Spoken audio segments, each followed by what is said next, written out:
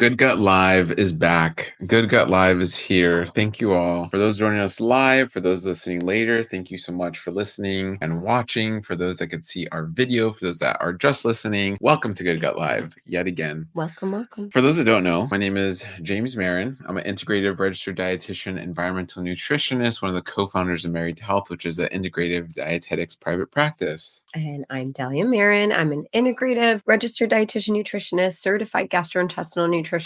I'm also one of the co-founders of Married to Health. We're all about helping you heal with each meal. That's it. And we're excited. Today's topic is about the 5 food habits that can build a healthy gut. So I think people like easy, people like just kind of straight to the point. So this is going to be one of those episodes where it's 5 food habits. So if you don't know, we've been registered dietitians, which is crazy, over a decade. So we've been doing this a while. We've been reading up, studying nutrition, attending nutrition conferences. Part of our travel on an annual basis is like conferences. Like we're gearing up to go to another conference in like March, or no, I think it's in May.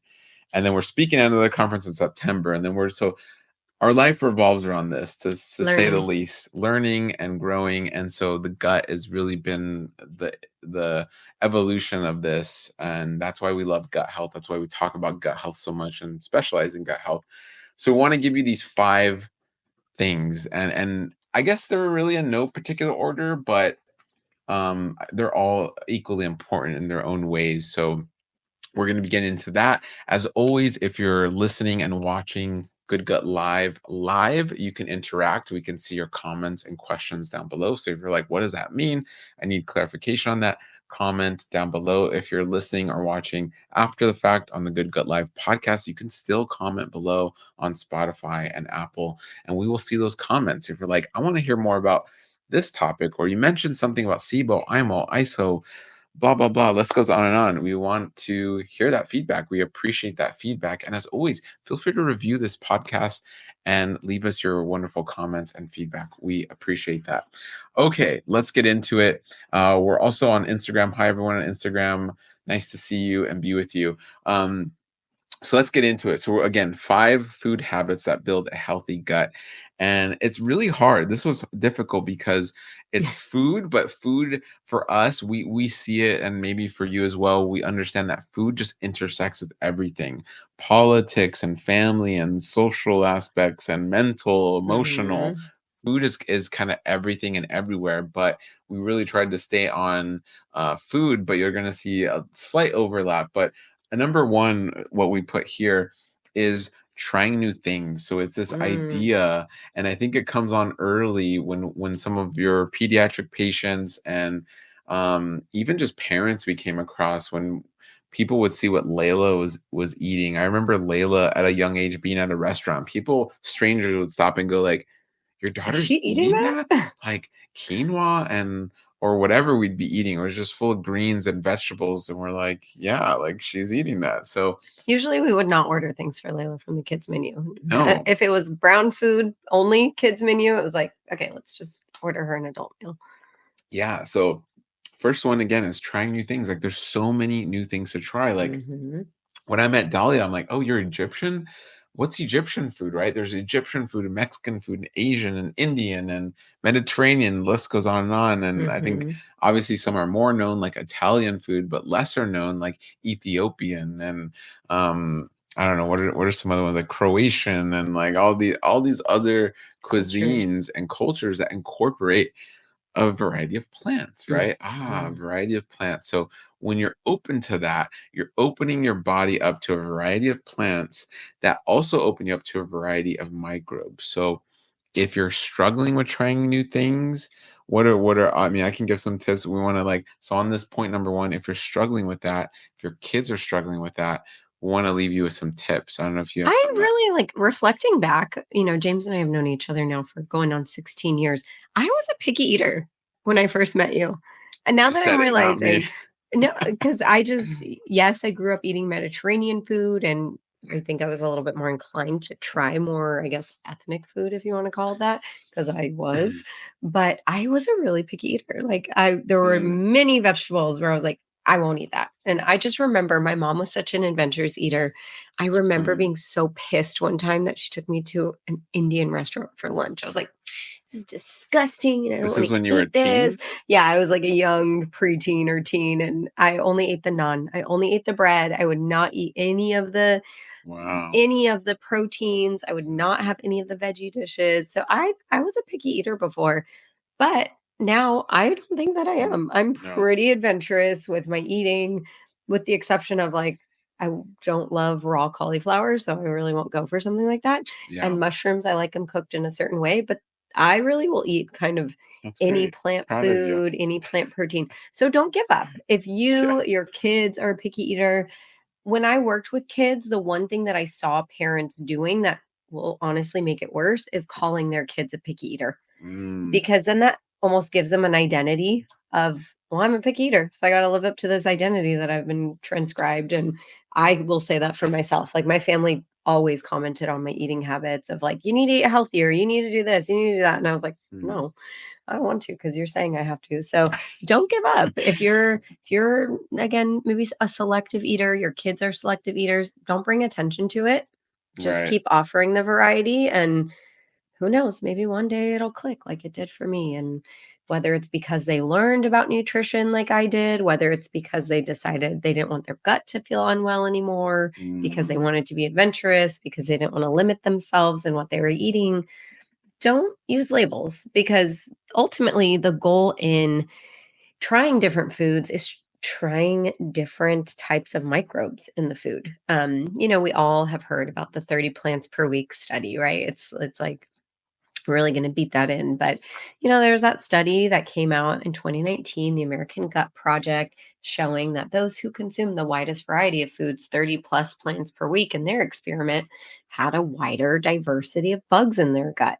So if you want different types of bugs, you need different types of foods, different Mhm. colors, different consistencies, different categories of macros and micros. So Mhm. get in your fruits, vegetables, nuts, beans, seeds, grains, legumes, herbs, and spices, and that can come from different cultures. Okay, so that's point number one, and we learned more about Dahlia there. A little picky eater, a little bit of a contrarian. Because if you're telling me this, I I'm haven't not lost that gonna do second part yet. that. No comment on that. If you guys want an episode of our relationship and how the heck it works being married to your business partner, then we could do a whole episode on that. Okay, that was just point one. We're point one in. Point two, we got it. I mean, this just fermented foods, right? If Mhm. you want to build, you can't talk about building a healthier gut without fermented foods. And we want to say we've talked about this on previous episodes, but you may have a challenge with fermented foods from just your taste bud profile. We've had many comment on the fact of like I'll be drinking a kombucha, and many of our friends, whether it's at church or wherever we are, they're like, you can drink that whole bottle of kombucha. Like I have to like I sip it over the course of days or weeks, Mhm. and like how do you drink that whole thing because of the acid, because of that I guess fermentation profile? It's very foreign to many of our palates, which is an indicator you need more fermented foods. Were you going to say I something? do remember when we first got into kombucha. Yeah, I It was remember shortly too. after Layla was born. I could not stomach a whole bottle. It would make me literally feel like a balloon that was going to fly away with the amount of gas that Yeah, I could get. So I couldn't tolerate a whole bottle of kombucha way yeah, back when, almost 10 years ago, basically, when we started drinking it. But now, easy. easy. I I can could almost drink drink two. two. I could drink three. I love me some kombucha, but be patient and really figure out, like, I had underlying gut issues. So Yeah. I needed to work on them a little bit before I could tolerate more fermented foods. But I always tell my patients, when they are figuring it out and introducing the fermented foods, maybe we've Mhm. cleared their SIBO, maybe they have inflammatory bowel disease or celiac, and we're trying to add more anti inflammatory microbes. Start Right. with liquid fermented foods. They're going to be Mm. easier. Like, don't jump into kimchi. Your gut might not be ready for that. Don't jump into this fibrous, solid fermented food. Liquids are easy because you could start with just the tiniest amount. So, whether it is kombucha, whether it is something like a water kefir, coconut kefir, other liquid forms like miso, a little bit more solid, getting into things like dairy free fermented yogurts, the dairy free cheeses, do things like apple cider vinegar, kvass, then maybe hop to sauerkraut, kimchi, Yeah. tempeh. You can get into pickles and brine, things like that. But yeah. You kind of got into then our next point. But I want to say on fermentation, and the goal is, I mean, you're working your way up to about 6 servings a day, where there's been a good study design on that of showing 4 to 6 servings a day, helping with increasing your diversity in your gut, and therefore helping with just a robust and structure and function of the gut. And they actually found So in that study those who ate more fermented foods had lower levels of inflammation and a more robust immune system, right? Because yes, we've been hearing, especially the last 5 years, your immune system's in your gut. And yes, that is very everything's in your true. gut. Partially, your immune system's in your gut. 70 to 80% of our gut associated lymphoid tissue is in and around the gut, and that does Mhm. house our immune cells. So, if you want to have a stronger immune system, strengthen your gut with fermented foods. And don't forget Yes, sleep and other things like that. So I yes. sound like this.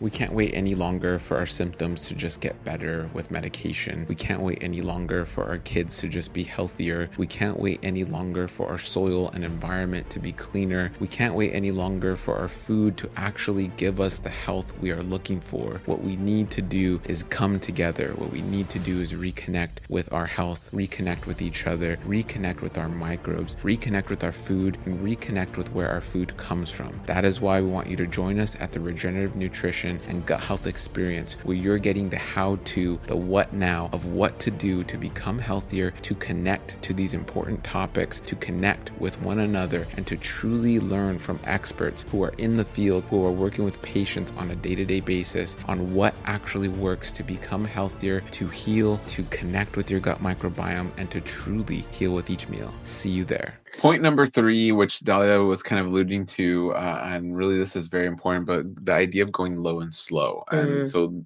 if you're Dahlia's patient or Rachel's, I mean, you've heard this, just going low and slow, which is really another way of saying be patient with yourself and yes. understand what you're doing, because you may be struggling with histamine issues, you may be struggling with sulfur, FODMAPs, all these aspects. So remember, the goal, at least it should be the goal of your dietitian, or if you're working with our practice at Married to Health with one of our dietitians, it's we are rebuilding your gut, which we know we can do. Again, everyone's a little bit different. Again, you can have, depending on your age and how much damage, you can do a lot of damage. So it can take more time, it can take more effort, it can take more of patience. But the idea is going low and slow and not being like, okay, I listened to Good Gut Mhm. Live, or I read this book, or so now Give bring me on a all the kimchi and half a sauerkraut. cup of kimchi. You go from eating no fermented foods to all the fermented foods in one day. That's not usually, it's not going to end well. There's No, some people that can do that, and they're semi there are a okay. few people who can do. But even recently, I made this really fresh garlic spread, and it was really fresh, and we ate a lot of it.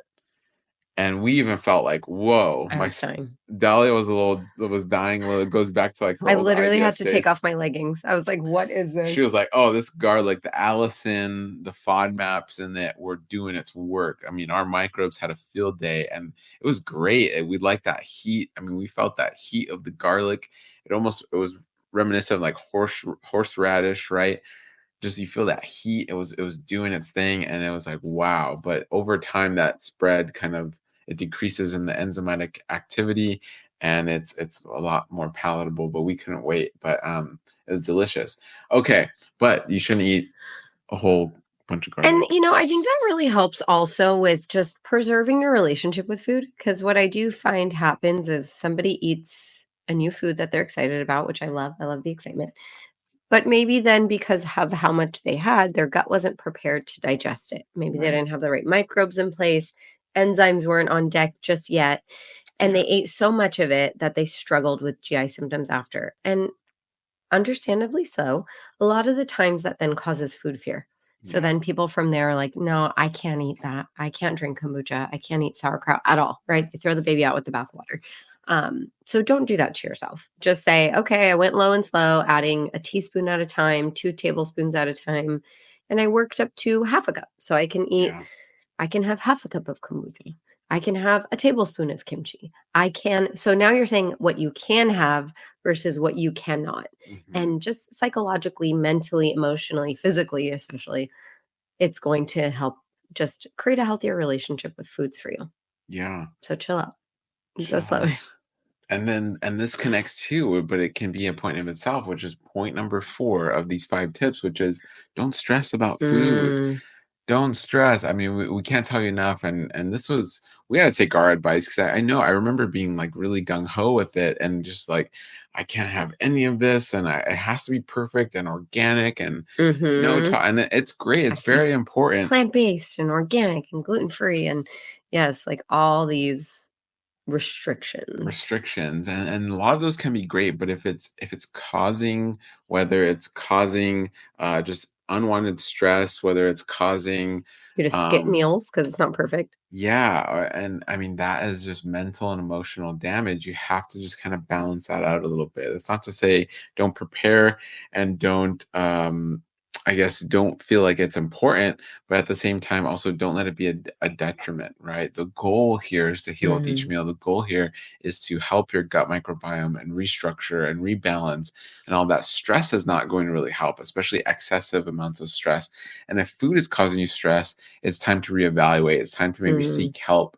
It's time to get connected with someone who can help you, I guess, help you become stronger where it's making this a little bit easier for you and it doesn't feel like a burden or this massive amount of stress. So I always like to remind people your gut bugs are like your gut babies. I yeah. call them your gut babies, and your kids are so intuitive. If you have kids or you've been around kids, you don't need to tell them when you're irritated, sad, mad. They will tell you, like, "Hey, are you upset?" They pick up Yep. on it, and so your gut bugs do too.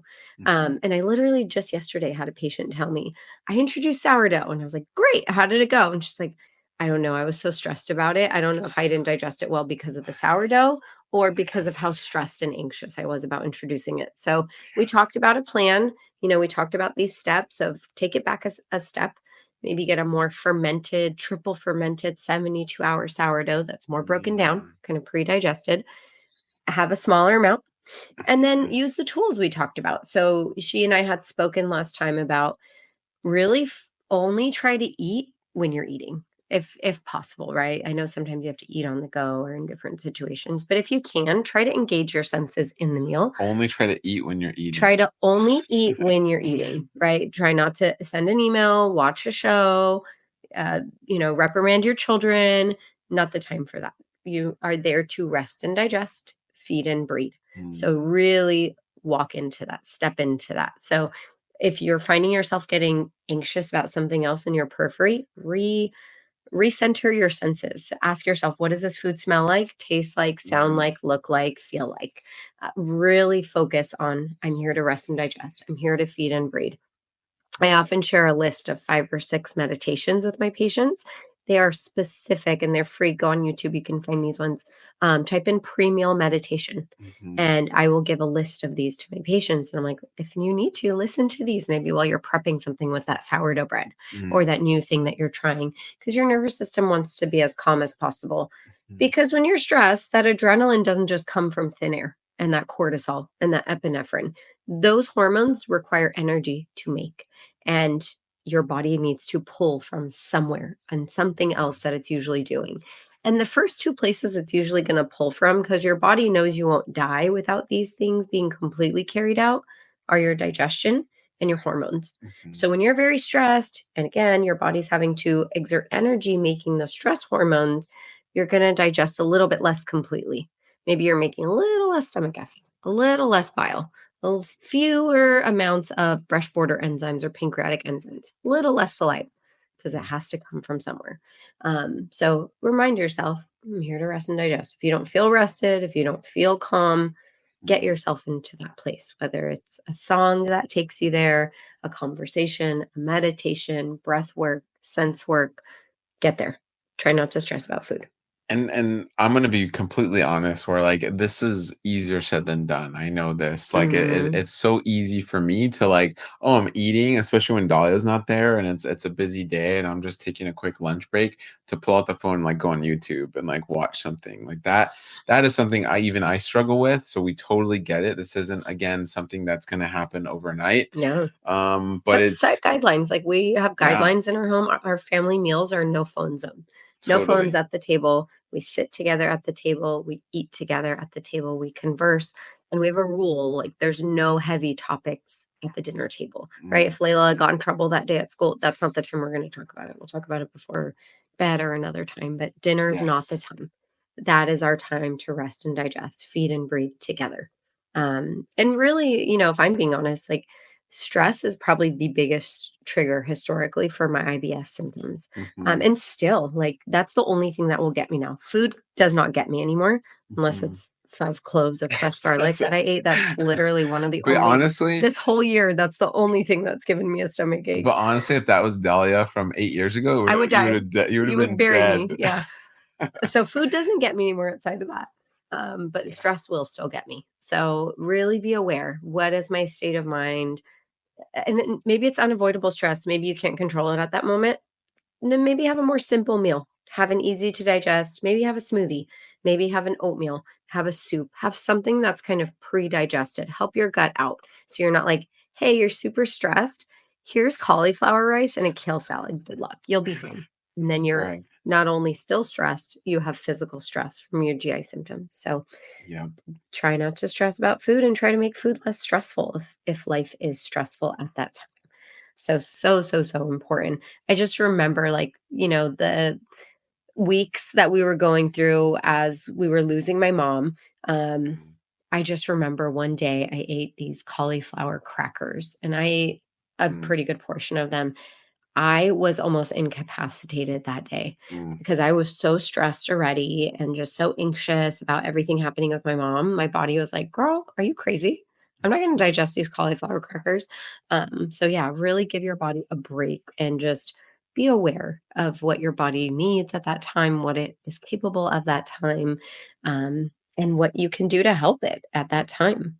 Being integrative gut health registered dietitians for over a decade, we really wanted something. We wanted to formulate something that we didn't have when Dahlia was going through IBS and SIBO symptoms, gas, bloating, constipation, diarrhea, hunched over after every meal. That's why we formulated Gut Nurture. It was a mix of ingredients that we wish we had to pull from all kinds of different supplements in order to make a supplement that actually worked, that helped with motility, that helped lay the foundation to build a healthy gut microbiome. It's safe for kids, it's safe for women, men. It's safe if you have IBS, if you're low FODMAP, low histamine, low sulfur, the list goes on and on. We really made it a ubiquitous, amazing supplement to help your gut thrive, and it is something we wish we had over a decade ago that you have now. Try Gut Nurture, let us know what you think, and be one of the thousands and thousands using Gut Nurture to stay healthy daily. So yeah, it's very important. I've seen you progress a lot with just what you can handle and how you handle it and just how you do that so well. But many factors going into this for sure. And it's important to look at all these factors and understand these factors. And that's what happens over time. It is part of just this building upon your experience, building upon what you're learning and what you're gaining. So very important. Last point we'll get to. We're running through this really quickly. I love it. Embrace the microbes. So that is the overall. It's a summary. It is the last point. It maybe is the most important point because you can do this obviously with food.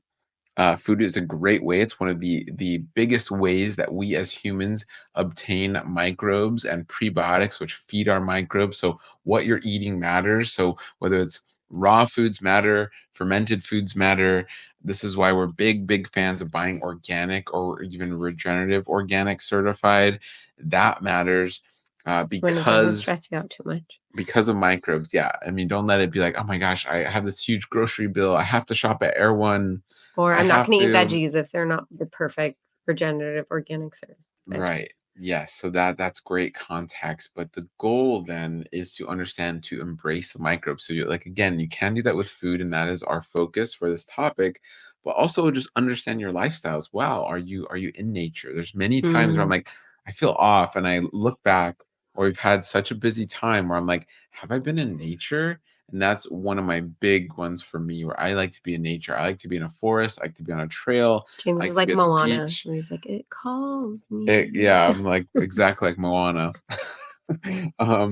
And I feel it and I honestly think it's almost like my microbial exposure, something my body's going like dangerously low on these environmental microbes because and vitamin D because we get that from our environment. Every time we breathe, we're bringing in fungal spores, we're breathing in bacteria and viruses from our environment. That's why it's important to keep our environments healthy. uh, Getting even more local, your room, your office, your house, how is that environment? So these are important environments where we want to embrace microbes. So some tips here, just simple things, are all the tips we gave you to embrace the microbes, but adding to that, house plants. This is where pets can be important too. I know our dog is a huge beast, and but she brings a whole new set of microbes to the house, which can, what studies have shown, having a pet, whether it's a cow, a pig, a dog, can be beneficial for your health. Um, it's houseplants, like I mentioned. Houseplants not only help to reduce chemical exposure in the air, but they can also bring a new set of microbes to your house. This is people, the people in your house. How healthy are the people in your house? If you're living with healthy people, they are sharing their microbes with you. So Substances. yeah, substances, Mhm. fragrances, or Alcohol, right? yeah. We went on a trip last weekend for a Mm, friend's birthday and heard from so many people, I have IBS, and just observed so much alcohol consumption. But, really understanding, I posted an interesting reel the other day from a physician who was speaking about how alcohol irritates and damages your mucous membranes, and your entire gut is lined with mucus. So, what are you consuming maybe that you can back out from, or back down, or reduce significantly? Um, is and it additives in food? Is it things yeah. like that? And on a quick side note, we're really excited to get into alcohol a little bit more. You've heard of a healthy glass of wine, and you're hearing a lot more about alcohol. We've been big proponents of like dry January in the past, and we don't drink alcohol, but we're really excited to educate on that. It is kind of like the added sugar of our time, where sugar is healthy in the right context. Alcohol can be healthy in the right context. We've just really done a disservice to alcohol and fermented beverages which produce alcohol, especially in the US. We take alcohol that is in a healthy fermented beverage and we distill it out and turn it into shots. There's Mm. literally songs about it, shots, right? And we take all these shots and we're like, I don't feel good. Oh, it's like, yeah, you distilled alcohol and concentrated it in a way that nature never intended. It's the same thing we do with sugar, right? We take sugar from corn or apples or whatever it is, and we distill it in a way nature never intended, and we consume copious amounts. That's why sugar can become addictive. That's why alcohol can become addictive, because we are really removing it from the natural safeguards that were set in place, and so that causes lots of problems. So we're excited to get more into that. If you're excited, let us know down below in the comments. But this Mhm. is all connected, right? So we're embracing these microbes. We're excited to teach you more into these little areas of life, of your lifestyle, of nutrition. And so these are things, just to recap: being open-minded, fermented foods, going low and slow, don't stress about food, and overall embracing microbes. These are 5 huge tips that we've found over the last decade plus as dietitians, especially as more gut focused, gut health dietitians, that really help to build a healthy gut microbiome. And you may be listening and saying, "That's nice. I've tried those things and I don't tolerate them. I want to eat the 30 plants per week. I want to eat fermented foods. I've tried to go low and slow. I only eat 3 foods, 5 foods right now, trying to embrace the microbes and not stress, but it's stressful that I can't eat foods." You Mhm. might need individualized help. And maybe you've sought out help before and you said, "I've seen gastros, I've seen other nutritionists or dietitians, they weren't helpful." Maybe you didn't see the right one for you. So don't lose hope. Know that help is out there. Our team is ready to help. If you do want to seek out help with our team or another integrative nutrition team, or integrative care team, but Mhm. there is always hope. Your body wants to heal. You have the affinity to heal with each meal, and Totally. you need to feel with each meal to do that. And if you need help learning how to do those things, reach out to Mary to Health, reach out to another person who can just accompany you on that journey. Because if you've gone at it on your own for a while and it hasn't been fruitful or successful, reach out for help. We all need community. We all need to help one another. Yes. Wonderful, everybody. Well, we hope you enjoyed these 5 big habits and tips. It really comes from a lot of experience, comes from our heart. So we appreciate it. And we hope it was helpful. It comes from walking through the journey myself as well. Again, I've shared before, I previously had IBS for 30, probably 20 plus years, at least 20, 25 years. So I know how it feels. I was empathizing with a few friends on that trip over the weekend, saying things like, when I have IBS, it makes me so anxious. It makes me not want to eat because then I end up missing out on the fun with people because I'm just distracted with my IBS symptoms. I never want that for anyone, especially you who's listening. So if you need help, we are here to help. And there are people who are knowledgeable and caring and compassionate and just want you to have that great lifestyle, that heal with each meal lifestyle. Yes. All right, everybody. Well, we love this. This was great. If you enjoyed this topic, let us know down below in the comments. If Thanks, you Heidi. think of another topic, let us know down below in the comments. And we'll be back for another Good Gut Live every Friday. You can catch Good Gut Live on Spotify, iHeartRadio. I'm going to add to one of the topics of what if I don't have typical SIBO? What if it's another bug? So we're going to be talking. We can talk basic like we did today. We can get future nitty gritty. Topic. Yeah, sounds good. Whether you're listening now or later in any one of those things mentioned. So have a wonderful Friday, everyone. Have a great weekend. As always, heal with each meal and feel with each meal. Until next time. Bye, everybody. Bye.